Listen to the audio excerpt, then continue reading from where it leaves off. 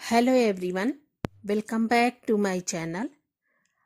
आज हम बात करेंगे सामाजिक परिवर्तन के चक्रीय सिद्धांत के बारे में। तो आइए जानते हैं। समाज में परिवर्तन का एक चक्र चलता है। हम जहां से प्रारंभ होते हैं, घूम फिर कर हम पुनः वहीं पहुंच जाते हैं। इस प्रकार चक्रीय सिद्धांतकारों सामाजिक परिवर्तन को जीवन चक्र के रूप में देखते हैं।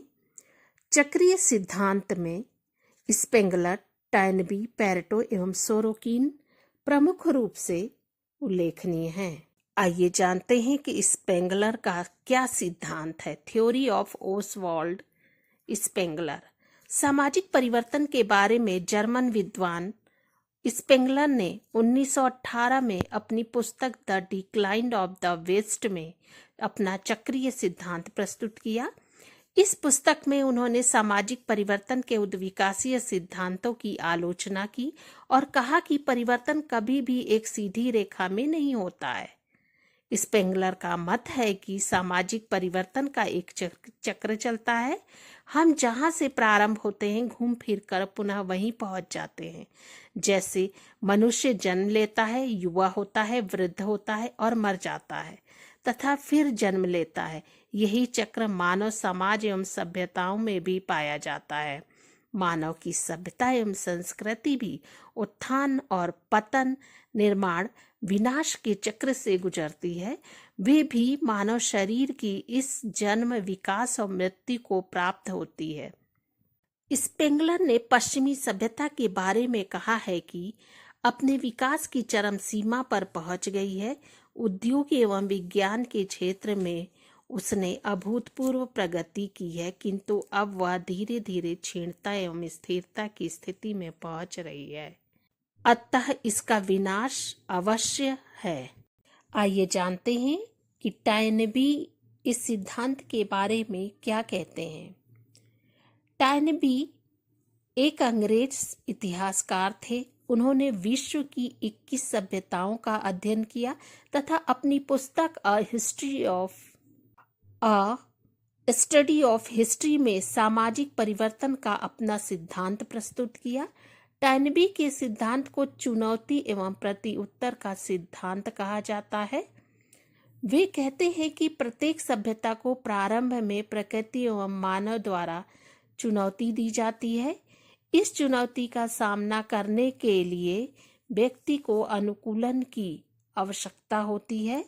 व्यक्ति इस चुनौती के प्रत्युत्तर में भी सभ्यता व संस्कृति का निर्माण करता है। जो समाज इन चुनौतियों का सामना सफलतापूर्वक कर लेता है वह जीवित रहता है, और जो ऐसा नहीं कर सकता वह नष्ट हो जाता है। तो इस प्रकार एक समाज निर्माण एवं विनाश तथा संगठन एवं विघटन के चक्र से गुजरता है। ये जानते हैं कि पैरेटो क्या कहते हैं। पैरेटो ने सामाजिक परिवर्तन का चक्रीय सिद्धांत, जिसे अभिजात वर्ग के परिभ्रमण का सिद्धांत कहते हैं, का प्रतिपादन अपनी पुस्तक माइंड एंड सोसाइटी में किया। उन्होंने सामाजिक परिवर्तन को वर्ग व्यवस्था में होने वाले चक्रीय परिवर्तनों के आधार पर समझाया है। उनका मत है कि प्रत्येक समाज में हमें दो वर्ग दिखाई देते हैं, उच्च या अभिजात वर्ग या निम्न वर्ग। ये दोनों वर्ग स्थिर नहीं है, वरन इनमें परिवर्तन का चक्र क्रम पाया जाता है। निम्न वर्ग के व्यक्ति अपने गुणों एवं कुशलता में वृद्धि करके अभिजात वर्ग में सम्मिलित हो जाते हैं। अभिजात वर्ग के लोगों की कुशलता एवं योग्यता में धीरे धीरे ह्रास होने लगता है और वे अपने गुणों को खो देते हैं तथा भ्रष्ट हो जाते हैं। इस प्रकार वे निम्न वर्ग की ओर बढ़ते हैं। उच्च या अभिजात वर्ग में उनके रिक्त स्थान को भरने के लिए निम्न वर्ग में जो व्यक्ति बुद्धिमान, चरित्रवान, कुशल, योग्य एवं साहसी होते हैं, ऊपर की ओर जाते हैं। इस प्रकार उच्च वर्ग से निम्न वर्ग में तथा निम्न वर्ग से उच्च वर्ग में जाने की प्रक्रिया चलती रहती है। इस चक्रीय गति के कारण सामाजिक संरचना में भी परिवर्तन आता है।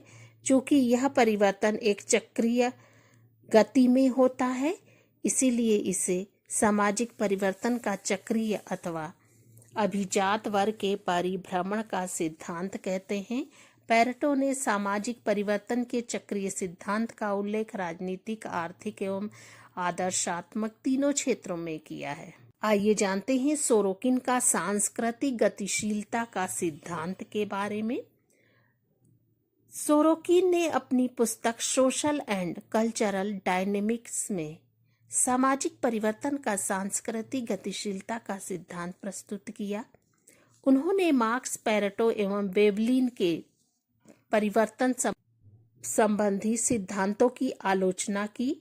उनका मत है कि सामाजिक परिवर्तन उतार चढ़ाव के रूप में घड़ी के पेंडुलम की भांति एक स्थिति से दूसरी स्थिति के बीच होता रहता है। उन्होंने प्रमुख रूप से दो संस्कृतियों, भावनात्मक एवं चेतनात्मक का उल्लेख किया। प्रत्येक समाज में संस्कृति की इन दो धुरियों के बीच घूमता रहता है, अर्थात चेतनात्मक से भावात्मक की ओर तथा भावात्मक से चेतनात्मक की ओर आता जाता रहता है। एक स्थिति से दूसरी स्थिति में जाने के दौरान मध्य में एक स्थिति ऐसी भी होती है जिसमें चेतनात्मक एवं भावात्मक संस्कृति का मिश्रण होता है। इसे सोरोकिन आदर्शात्मक संस्कृति कहते हैं। विभिन्न संस्कृतियों के दौर से गुजरने पे समाज में भी परिवर्तन आता है। तो ये था सामाजिक परिवर्तन के चक्रीय सिद्धांत के बारे में, जिसके अंतर्गत विभिन्न समाजशास्त्रियों ने चक्रीय सिद्धांत को अलग अलग बातों को कह करके स्पष्ट किया हुआ है।